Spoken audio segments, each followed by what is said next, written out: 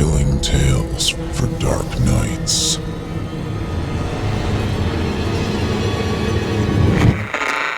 Want to make sure you never miss a Chilling Tales for Dark Nights video again?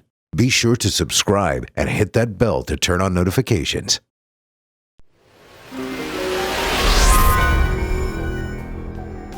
This episode of Chilling Tales for Dark Nights is brought to you by Factor. Summer is here, folks. It's time to kick back, relax, and have some fun. And if you're anything like me, that doesn't mean spending all summer in the kitchen preparing meals.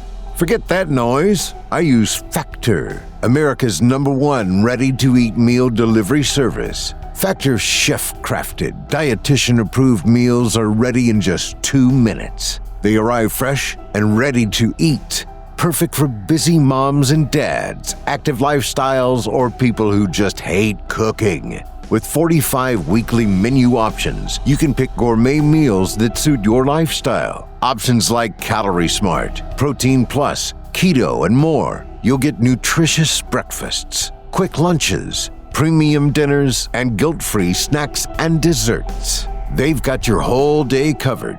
So enjoy more of your summer this year. Don't spend half of it cooking and washing dishes. Let Factor do the work. Healthy, delicious food and none of the fuss. Get started at factormeals.com/chilling50off and use code chilling50off to get 50% off plus free shipping on your first box. That's code chilling50off at factormeals.com/chilling50off for 50% off plus free shipping. factormeals.com/chilling50off.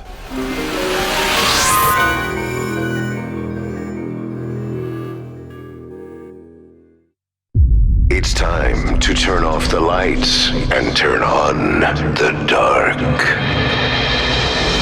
Chilling tales for dark nights.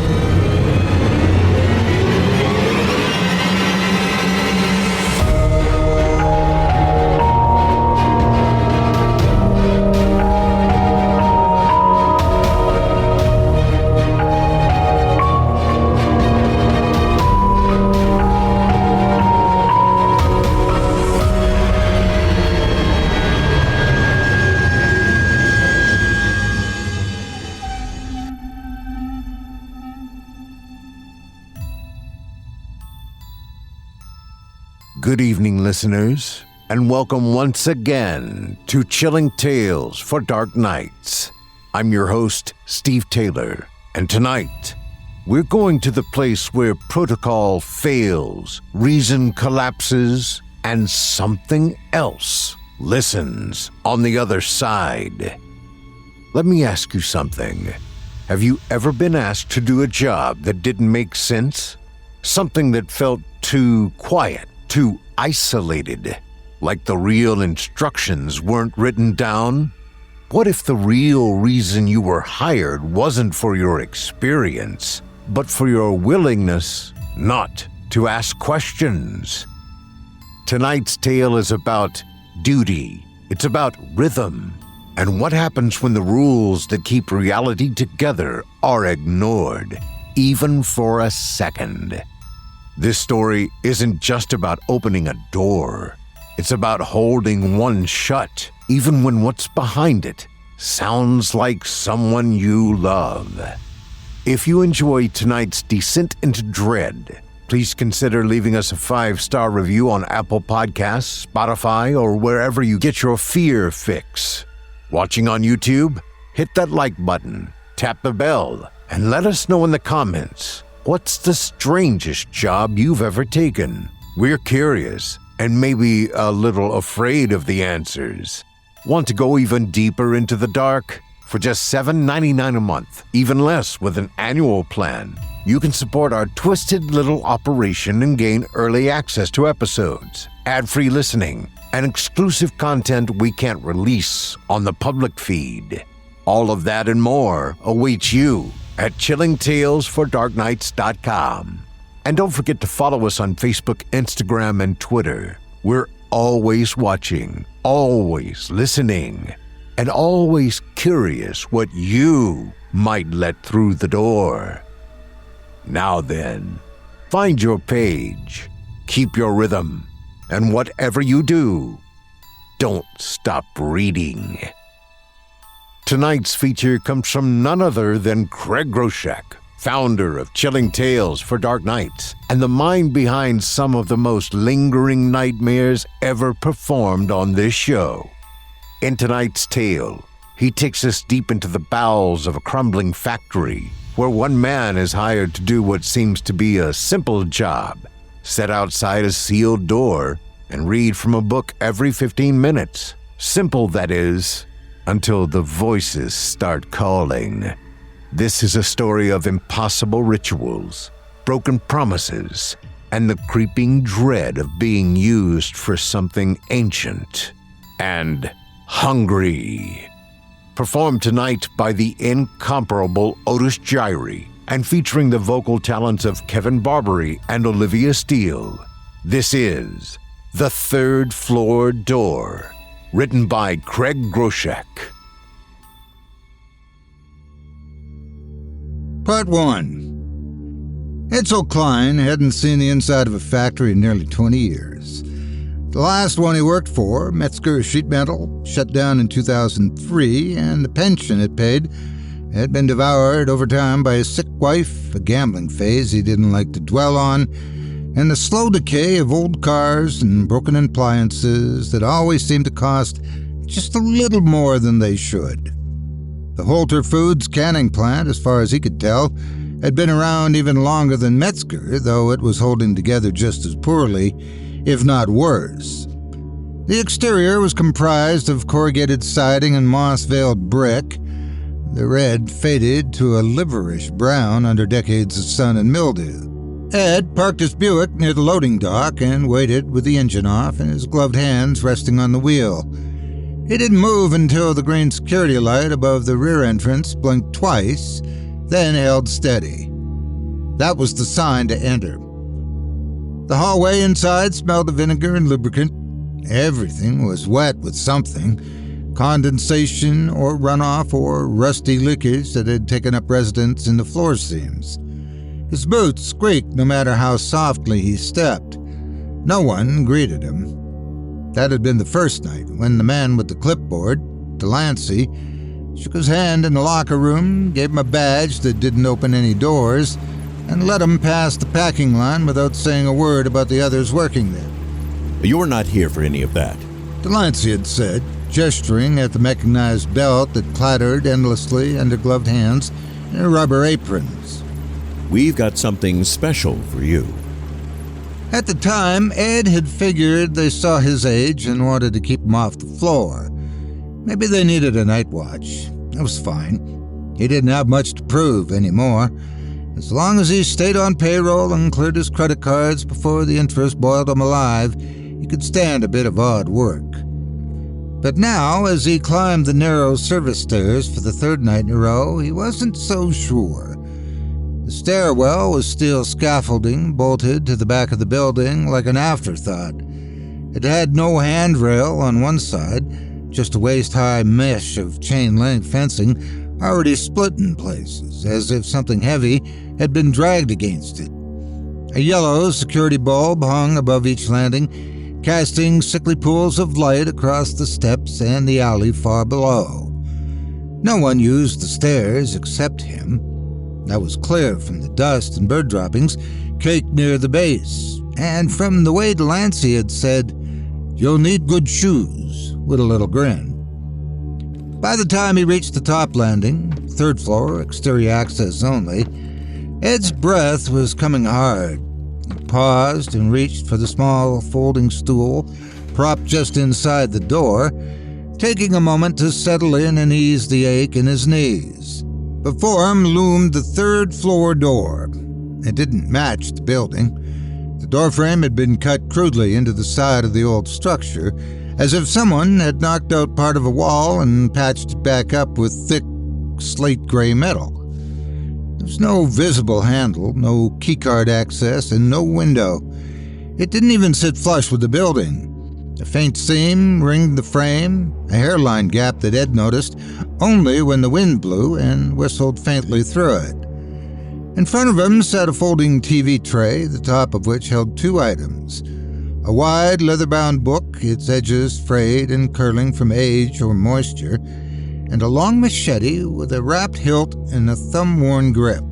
You'll sit right here, Delancey had said that first night. and you'll read from that book every 15 minutes. One page, front to back. Doesn't matter if you understand it. Ed had opened the book with trembling fingers. The text was comprised of English letters, but they didn't form any words he could recognize. It read like an alphabet gone mad, phonetics strung together in what looked like gibberish but carried a certain rhythm when spoken aloud. Unpleasant, but metered. And the blade? Delancey's smile had thinned. Insurance. No other explanation was given. When Ed tried to ask what the door was or why it needed guarding, or why the book had to be read on a strict 15-minute cycle, Delancey's tone had hardened. You want the pay, you do the task. Don't ask questions you aren't ready to hear the answers to. Trust me, Ed. Curiosity's gotten a few better men than you scraped off that landing. So Ed had done the job. Tonight was no different. He checked his watch, 11:58 p.m., and sat upright on the stool. The book lay open to the correct page. He hadn't dared close it since that first night, when Delancey warned him the book sometimes turned to the wrong page on its own. He read the lines aloud. The syllables clung to his tongue like syrup, but he managed. The moment he finished, he scratched the time down in a tiny spiral notebook he kept tucked into his coat. 12 a.m., recited, no incidents. His handwriting had become shakier over the past few days. The first night had passed uneventfully, save for the quiet. During that shift, he heard no voices and saw no movement. That night, the silence was interrupted only by the moan of the wind and the occasional clank of the factory's internal operations below. The second night, he thought he heard scratching. Tonight, he was sure. It came at 12:13, a few minutes before the next scheduled recitation. A soft tapping, like fingers drumming lightly on wood, except the door was metal, and the taps weren't rhythmic. They were testing. Searching. He froze, the machete in his lap. The sound stopped the moment he picked it up. He stared at the door for a long while. When the minute hand clicked over to 12:15, he read again. Same page, the same meaningless text. His voice cracked at the third line, but he pushed through it. When he finished, he thought he had heard a whisper, just barely perceptible over the breeze that threaded through the scaffold bars. A word, maybe two. Help us. He stood too quickly, nearly upsetting the tray. There was no one else there.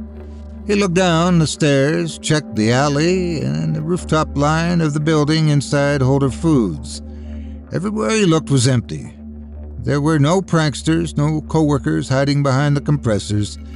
Only darkness and faint light from the loading dock and the lurching shadow of his own body against the far wall. He sat again and reached for the machete, just to hold it, for comfort. 12:16 a.m. Heard voice asking for help, possibly the wind, uncertain. He paused before writing the last three words. He felt the pressure to document it honestly, but something about it felt traitorous. As if the fact of acknowledging the whisper lent it weight. The wind picked up again, and behind the door, something shifted. Part 2. By the seventh night, the factory seemed to sweat. The upper floors had always been warmer than the rest of the building, something to do with steam lines running through the walls, Ed assumed. But now the air had taken on a wetness that clung to the skin like animal breath. Every surface felt just shy of damp. The folding chair hissed softly when he sat down, and the spine of the book creaked as though it resented being opened. He'd begun to notice the smell. It wasn't any single odor, but a composite. Old rain trapped in sealed metal, spoiled syrup left too long in a hot cupboard, something faintly coppery that dried out the roof of his mouth the longer he sat with it. He kept a tin of mints in his coat pocket and found himself reaching for them more often, even though they didn't help much. He'd taken to humming to himself between readings, low and tuneless, not to comfort himself exactly, but to drown out the sounds he pretended he hadn't heard. They were less clear now, less like wind, more like language, though still garbled, like radio signals warped by thunderclouds. Sometimes they came in waves, moaning, choking, the guttural tremble of someone stifling a sob. Other times they were frighteningly precise. One voice, every so often, threaded its way through the rest, pressing against the door with familiarity. That one nearly broke him. He didn't remember standing up. He found himself halfway across the landing, machete raised without realizing he'd drawn it, his free hand hovering near the seam in the door like he meant to trace it. He sat down again and waited for the next mark on his watch. 1:30 a.m. Recited. No new activity. Mild sound. Stayed seated. The lie tasted bitter as he wrote it. Ed hadn't heard from his daughter in over a year. She lived in New York now, or maybe outside of it, and the last time they spoke, she'd been sharp with him over money. Something to do with his handling of the estate after her mother passed. That voice behind the door wasn't hers. Couldn't be. But it had her inflection, the lilt at the end of certain phrases, and the same uneven rhythm when she was frightened.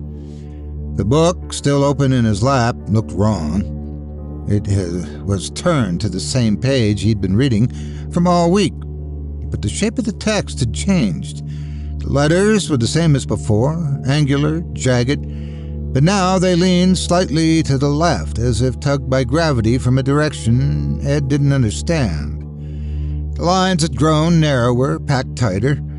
He touched one of the margins and found his fingertip tingled faintly, like a struck tuning fork. He didn't write that down. At 1:45, he stood to begin the next reading. He lifted the book from his lap and brought it to eye level, but as he did, a sharp jolt cracked through the bridge of his nose. He staggered and caught himself in the tray. Blood welled in both nostrils, hot and sudden.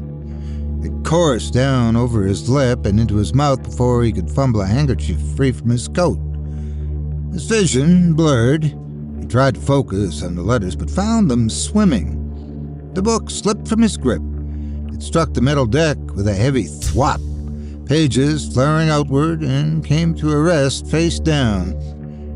His watch read 1:47. Oh, shit. He muttered, dabbing his nose with shaking fingers. Blood smeared across his upper lip and down his chin.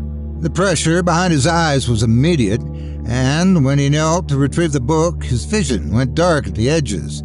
He nearly dropped the machete trying to steady himself. He flipped the book open and found the correct page, though the letters seemed even more distorted now. The vertical slashes bled into curves, and the spacing between syllables had collapsed entirely.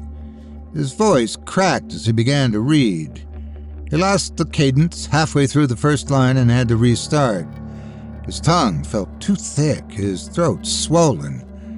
He pushed on, tripping over syllables until the final consonant left his mouth in a hoarse rasp that scraped the back of his teeth. When he looked up, he saw them. Hairline fractures.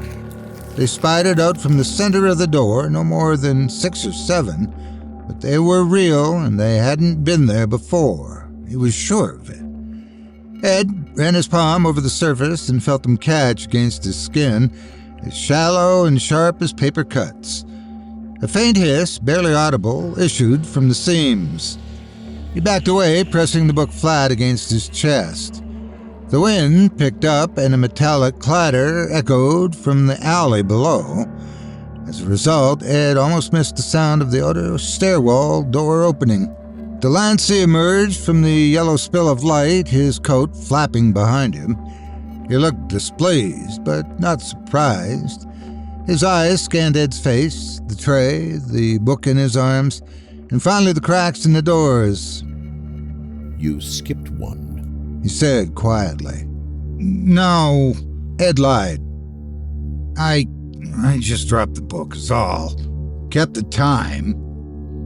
You didn't. Delancey stepped forward, lowering his voice as if afraid something might hear. Don't lie to me. You skipped. Maybe by a minute, maybe two. You think it doesn't matter, but that seal isn't symbolic, Ed. It's temporal.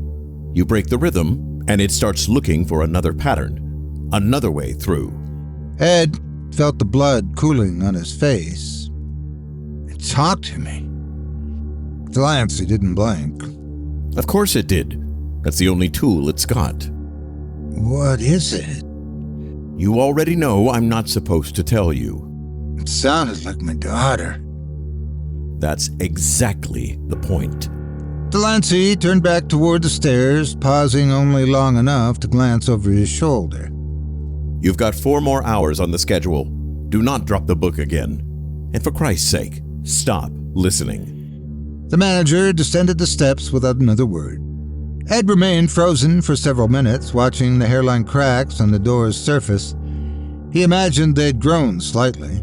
One of them curved now, bending in a way he didn't remember from before, and he thought he saw a shimmer within the seam, as if light passed through from the other side, though the gap should have been sealed.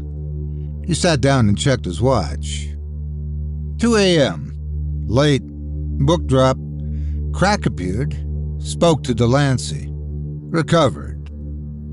He capped the pen and stared at the last word for a long time. Recovered. It didn't feel true. That morning, after clocking out and shuffling to his car beneath a drizzle that hadn't been in the forecast, Ed dreamed a dream he had never dreamed before. He was standing in an expansive grassy field. A black sun hung above the horizon, burning downward like a sinkhole in the sky. The door stood upright at the center of the field, unconnected to any wall. Its edges glowed faintly, and the cracks had grown wide enough to reveal slivers of what lay beyond.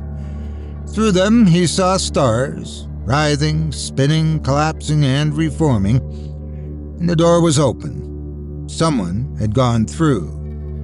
He awoke with his coat still on, seated upright in the Buick, his time card unpunched, and the faint taste of iron on his tongue.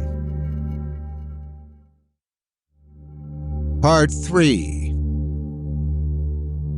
The following nights blurred together. And marking the dates on the inside cover of the book, not because he believed he would forget them, but as if recording them might anchor reality in place. The voices, however, didn't fade. They deepened. Where before there'd been a murmur and pleading, now there were accusations delivered with unsettling familiarity. The voice that had once mimicked his daughter's sobs now used her speaking voice, her pet names, her phrasings. Quiet phrases only a father would remember. Others joined her. His ex-wife's reprimanding tone emerged one evening near 2:30, reminding him of unpaid bills and passive betrayals. There was a man he hadn't spoken to in 40 years, a friend from a welding crew who'd overdosed in Ed's trailer during a summer blackout. They all spoke to him now, just inches behind the Steele. You never called her back. You knew about the pills. You flushed the rest, didn't you? You let us die, Ed. You let all of us die. It had taken everything in him not to shout back. He pressed the book to his chest and recited through clenched teeth, his voice steady but pale, thin as a reed in the wind. The machete stayed closer now, its black blade resting across his knees. He had started sleeping with it, propped beside his mattress back home. He no longer believed the third-floor door's influence ended when he punched out. The seal had worsened. On the 11th night, Ed arrived to find the cracks had multiplied. Dozens now split the surface into feathered lines, branching like veins toward the edges of the frame, dull light emanating from within. He approached cautiously, stooping to examine a wide fracture near the bottom. There, barely visible through the gap, he saw movement. It lasted less than a second. A flicker of something inside, like a pale hand, dragging down a shower curtain. The shape had fingers, too many fingers, and what might have been an eye, though its placement defied anatomy. The skin looked stretched and semi-transparent, as if whatever was pressing against the interior was made of meat and light fused together. He fell backward onto the landing and nearly kicked the tray off its bolts. No one was around to hear him curse, though he paused halfway, half expecting Delancey to emerge again from the shadows like some factory wraith. But the stairs remained empty and the alley below remained still. After one more look at the seam, Ed climbed into his chair and opened the book. This time, the page was different. The heading, if it could be called that, now appeared as a long string of letters with no spacing, each one jagged and low-slung, their tails dragging into the margins. The text beneath had changed subtly in its shape. Where once it had been uniform in size and spacing, the lines, under strain, now warped near the edges. He blinked, closed the book, reopened it, and found the same page. It was not a misprint. The words themselves were shifting. That night, Ed wrote nothing in his log. He feared seeing it all again in ink. Instead, he turned to the machete, examining its edge as he waited for the next quarter-hour mark. The blade should have dulled by now. It had been sitting in cold air, exposed to moisture and salt from his skin. But it looked newly honed, almost sharpened in its sleep. The edge shimmered faintly, and there, near the hilt, was something else. A black residue clung to the curve just above the guard, sticky and half-dried, like coagulated tar. He touched it with a gloved finger and felt it resist him, as if it didn't want to be removed. It smelled like burned bone and sour ammonia, and left a faint sheen on the steel even after he wiped it clean with a cloth. He hadn't used the blade, he was sure of that, but something had. By the 12th night, fewer employees lingered on shift when he arrived. The break room's lights remained dim past the usual hour, and the fork trucks no longer moved through the corridors by the time Ed made his way to the stairwell. When he asked the floor runner if shift times had changed, the man shrugged and told him that they were adjusting staff for efficiency. No further details were offered. That night, Arturo Salazar failed to clock in. Ed had grown used to seeing Art near the shipping bay, sipping vending machine coffee and watching old YouTube clips on his cracked phone. They weren't friends, but they had spoken more than once. Art had mentioned a grandson once, some kid learning trombone, and had even given Ed a spare pair of gloves when his tore. When Ed asked about Art's absence, Delancey offered no real explanation. He quit. Delancey said. Didn't want the overtime. Simple as that. Well, that might have been enough if Ed hadn't found Art's lunchbox. It sat just inside the alley near the foot of the scaffold stairs, half hidden beneath a pile of broken-down shipping cartons. His thermos was missing, but the cloth napkin and apple still sat inside, along with a crusted sandwich and a picture of a boy holding a music case, bent slightly at the corners. Ed carried it back up with him and left it on the tray beside the book. When he finished his next reading, he placed the gloves Art had given him beside it. Don't believe them. He whispered into the cracks. He'd expected a response, mockery, perhaps, or some other new voice, but the door remained quiet, more so than it had been all week. The usual rustle of whispers felt muted, as though the voices behind the door were momentarily withdrawn, turning their attention elsewhere. He didn't know whether that was better or worse. By 4:15, Ed was sweating through his coat despite the cold.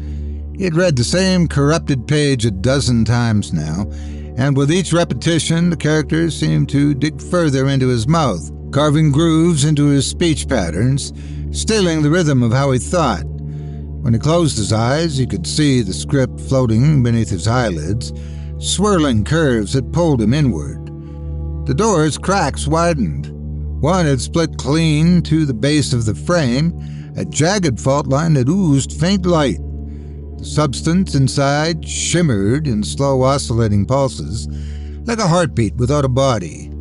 He reached toward it with the tip of the machete, unsure why, and watched the light lean toward the blade as if recognizing it. A residue appeared near the hilt. He pulled the weapon back and turned it over. The black smear had reformed in the exact same spot he'd cleaned earlier. A moment later, the voices returned, but this time they no longer begged. Instead, they spoke with purpose. They don't tell you the truth, Ed. They never did. You're just a lock. You were never the key. There are people in here. Real ones. Forgotten. Trafficked. Bound by lies. You think that door keeps them out? It keeps us in. The tray beneath him creaked as he leaned forward, the machete remaining still in his hands. You could help us. You could open it. He didn't answer, but he wanted to.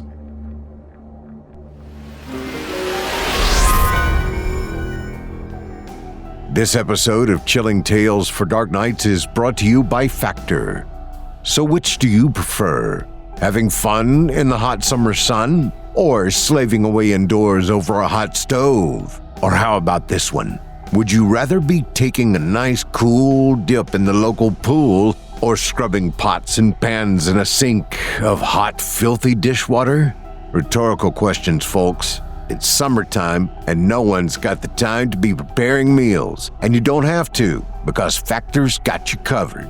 With Factor, you can eat 3 healthy meals a day without all the fuss that normally entails. Factor's chef-crafted, dietitian-approved meals arrive fresh and ready to enjoy. Nutritious breakfasts, quick lunches, premium dinners, and guilt-free snacks and desserts. And here's the kicker. They're all ready to eat in 2 minutes.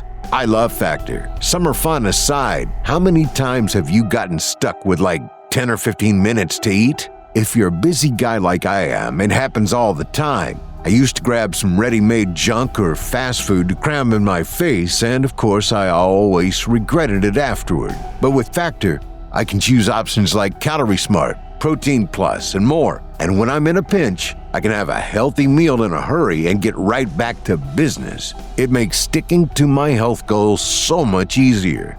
I'll tell you what else. We've all had those nights we'd rather jump out the window than cook for the family, and you can only order so many pizzas. So here's a pro tip from your old pal.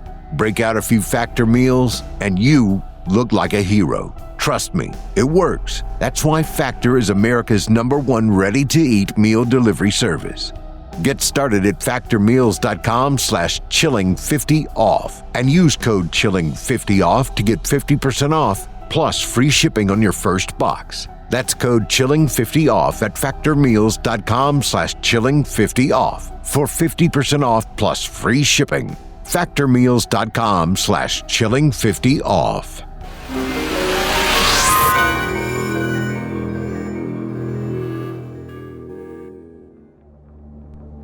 Part 4.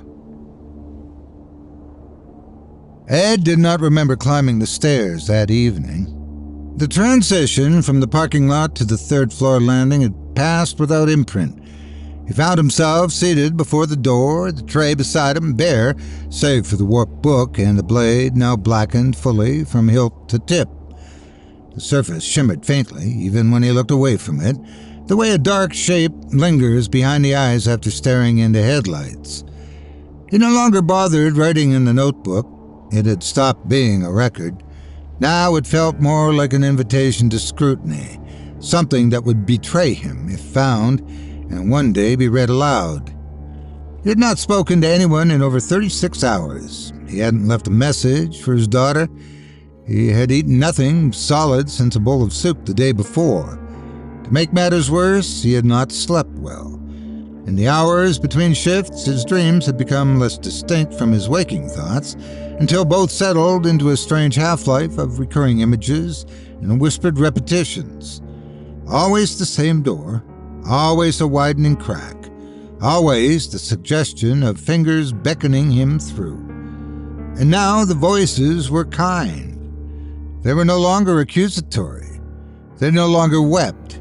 Instead, they consoled with a gentleness that reminded him of the first days in hospice with his wife, when she still had been lucid enough to soothe him, even as her body failed her. You've done enough, Ed. We know you tried.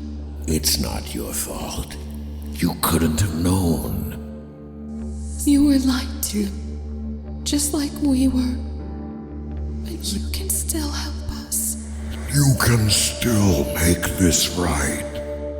Will it hurt? He asked. No more than it already has. He stood up slowly, feeling each joint grind in protest. The cold had settled into his spine and knees, and yet there was a heat coming from the door itself, radiating outward in low waves that made his eyelids flutter and his gums ache. He approached the frame, the machete held loosely in one hand, the book left behind. He had no need for it now. The text had changed so many times that he had ceased to recognize it, and its cadence had become impossible to maintain. The door stood before him, silent and waiting. The cracks along its surface had widened into deep fissures, each glowing faintly with the suggestion of a world beyond, though calling it a world felt dishonest. It was a movement, an undoing, a twisting of time and place. He raised his free hand and placed it against the metal and found it warm to the touch. The voices sighed in relief. We forgive you. We see you. You were never the enemy. You were only the gate. He closed his eyes and reached for the seam with his fingertips. And then he was yanked backward, hard enough to send the machete clattering to the deck. The force came from behind, two hands gripping the back of his coat and hauling him away from the door with enough strength to spin him off balance. He stumbled, hitting the railing with his shoulder, and wheeled to face the figure now standing between him and the seal. Delancey looked worse than Ed had ever seen him. His hair was wild and damp with sweat, his collar unbuttoned, and his eyes glassy with panic. He held the book open in both arms, his knuckles white, and he was already reading. The syllables poured from his mouth too quickly, the rhythm off, the pauses broken. He skipped lines, slurred endings, and doubled back on phrases that had already lost their structure. His voice cracked on the third stanza, and by the fifth, he was stammering. The door began to hum. The sound was not mechanical, it was harmonic. Deep, long, rising in volume with each fractured repetition of the book's cadence. Ed pressed himself to the railing and watched as the fissures across the door flared. White-blue at first, then dimming into a sickly, translucent amber that revealed more than he wanted to see. Behind the cracks, something moved, flowing across a surface that should not have existed, crawling along the underside like ink dropped into water. The form had no bones, no organs, no discernible parts, but it moved with purpose, and it moved toward them. Delancey dropped the book. He stumbled backward and turned toward Ed, mouth open to shout something, perhaps an order, perhaps a prayer. He didn't finish the sentence. The door did not open in any conventional sense. It didn't swing or part. It peeled, the material of it unraveling with a sound like wet canvas being torn by gloved hands. The seam split, then split again, and something stepped or poured through. Ed could not describe it exactly to say that it was not of this world. Its mass shimmered and shifted, never fully resolving into any single shape. It had limbs, but they retracted and reformed. It had faces, but each vanished the moment he tried to count them. It stood and flowed simultaneously. It was both taller than the door and somehow flat against it. It entered without bending space and yet folded the landing inward with its weight. Delancey screamed. The sound was short, sharp, and final. His body collapsed inward, not as if he'd been pierced or consumed, but as if his very structure had been withdrawn. Bones dissolved beneath skin, and then the skin itself inflated, bloated with something that moved wrong beneath the surface. The corpse stood up. It turned to Ed with Delancey's face slackened and sagging, his lips torn at the corners, eyes sunken to black pits with faint blue filaments twitching across their surface. The thing holding him up, whatever had crawled inside, moved his arms in uneven, jerking motions like a broken marionette. It opened its mouth and spoke, not with Delancey's voice, but with Ed's. You kept your promise. You held the line. Thank you for your service.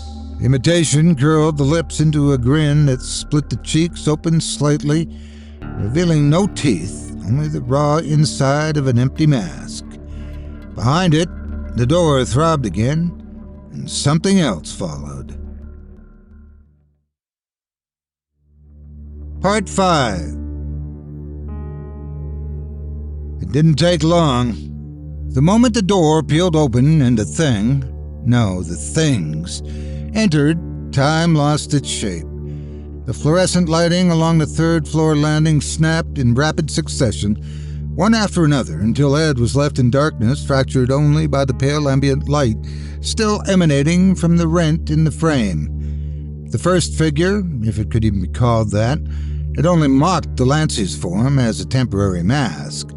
Once it reached the stairs, its limbs split apart.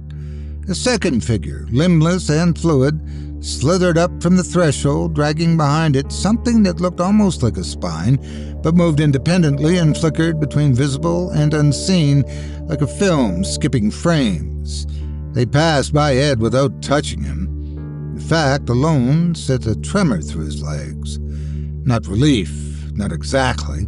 Something closer to resignation, tinged with the knowledge that he'd been chosen, or spared, for a reason he didn't want to know. The first time the screaming began, it did not come from inside the factory. It came from the alley below. Ed crept forward and leaned over the edge of the scaffolding. His joints burned from the cold, from the strain of resisting, the impulse to run or leap or simply close his eyes and surrender to the inevitable.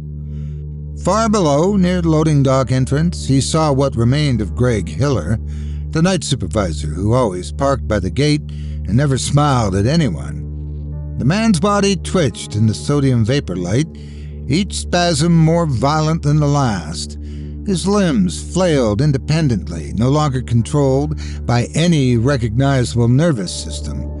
His head lolled backward, mouth open in a gaping O, but no sound came out, only a dull, wet grinding, like teeth being drawn across brick. The second scream, that of a woman, but irregularly high, came from inside. It was followed by shouts, the clatter of metal, and something akin to laughter, though Ed couldn't tell whether it came from the invaders or the men and women being consumed. He turned from the railing and descended the steps. The stairs no longer felt entirely stable.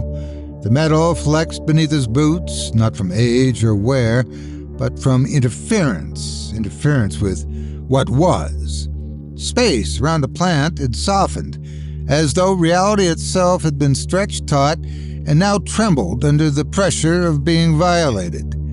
Inside, the corridors stank of vinegar, but now there was something else beneath it. Ozone, sulfur, the distinct chemical bite of something decaying rapidly and unnaturally. When he passed the break room, the window had cracked outward. as though something had burst from within. A mop bucket lay on its side nearby, but the water was no longer clear. It shimmered with colorless movement as if filled with insects too small to see. Ed found the book again near the base of the stairwell. It had fallen from Delancey's hand during the struggle, or perhaps it had been dropped on purpose. Abandoned in the moment of cadence, failed, and the seal broke. Its cover was warped and steaming, as though recently removed from a fire. He knelt beside it, hands trembling, and opened it. Every single page was blank. What remained was the same dull beige as the fog now seeping through the corridors. He flipped through them with increasing speed, as if the act of turning might resummon the text. It did not. Somewhere to his right, a door exploded outward. A man staggered through it, holding one arm against his chest, the other hand pressed to the side of his head. His mouth moved, lips fluttering, but nothing came out. The man's knees buckled and he fell. As he hit the ground, Ed could see his mouth had been sealed shut, grown over with new skin. Jubilant, exultant voices emerged again from behind a nearby ventilation duct. These voices were not like the suggestive, coaxing ones from the door, but joyous. And Ed knew, as if via some buried ancient instinct, that it was not joy for the victims, but of release. He stepped over the man's twitching body and pressed onward, drawn toward the north side of the plant by forces he didn't understand, toward the windows that faced the field and the tree line. The screams were fewer now, as though the process had advanced, and what was left required no further resistance. When he reached the factory's double doors, they stood open. The security latch had been sheared clean off, not broken or twisted, but entirely erased, as though the concept of the latch had been deleted from existence. Beyond the doorway, the gravel lot shimmered with the same unstable haze that had leaked from the book and the door before it. The vehicles parked in their crooked lines were half melted. One of the trucks now bore two fronts, joined cab to cab, its tires bent inward in unnatural angles that defied any understanding of mechanics. Ed stepped out into the gravel and felt something give way beneath his boot. He looked down and found that he had crushed a length of long, narrow bone, sharpened to a point at one end. It resembled a rib, but not one belonging to anything that should walk upright. He did not recoil and just kept walking. The sun rose slowly, though rose was the wrong word. It emerged, bleeding into view not from the horizon, but from above it, descending slowly at first, then halting midway through its motion, as if confused about its own trajectory. Its light was red, not a hazy, warm red, but raw, a hemorrhage of radiance that painted the sky in strokes of coagulated color. The clouds that drifted across it did not move with the wind. They curled instead, inverting upon themselves, spiraling inward toward a single point that had no fixed location. Sirens wailed in the distance. They were not the shriek of ambulances or fire trucks. These had a different pitch, less urgent and more ceremonial, with long tones that rose and fell. Ed recognized them in the same way one recognizes a melody once heard in a dream. It wasn't an emergency signal. It was a summoning. Something passed overhead, large and unseen. Its winged shadow stretched across the lot. It lingered briefly, and in its presence the world seemed to hesitate. He looked back at the building and rediscovered the door was gone. The third floor still bore the landing. The scaffolding remained, rusted and crooked, but the wall had healed. The cut that had once housed the strange door was now seamless brick, as though it had never been opened, never even existed. Ed said nothing. He walked to his car. The Buick had survived, though the passenger side mirror now hung from its hinge like a broken finger. The radio buzzed when he turned the key, filling the cabin with the sound of static filtered through deep underwater clicks. He let it play. He drove until the factory disappeared in the mirror. The road ahead was quiet, but something followed, not in the rear view or on the highway, but in him. The words from the book, long forgotten by the world, had been transferred and still resonated deeply within. Unfortunately for Ed, they did not vanish with the ink. And as the horizon loomed, Ed understood. The opening of the door had never been a singular event, but a test. And now, others were waiting. That was The Third Floor Door, written by Craig Groshek and performed by Otis Jiry, with haunting support from Kevin Barbare and Olivia Steele. Now that's what I call a slow spiral into madness. If there's one thing Groshek understands better than most, it's the horror of obligation, the terror of following orders you don't understand, because questioning them might be worse than obeying. And let's not forget, this wasn't just fear of what's behind the door. It was about what gets in when you listen too long, when you trust the wrong voice, when you think the job is just a job. If you liked what you heard, don't worry. Groshek has more coming. And so do they.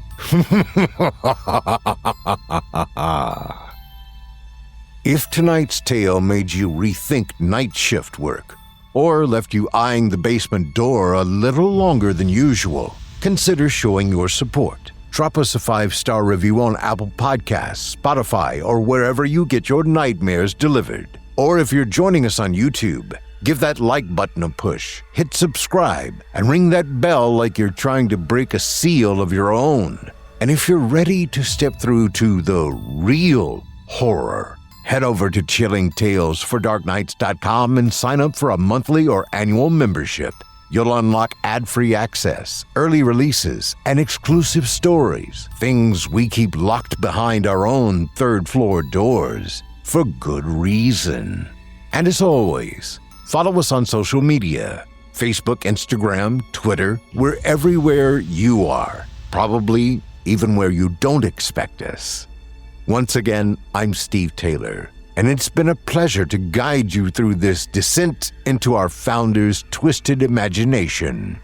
Until next time, my friends, turn off the lights and turn on the dark.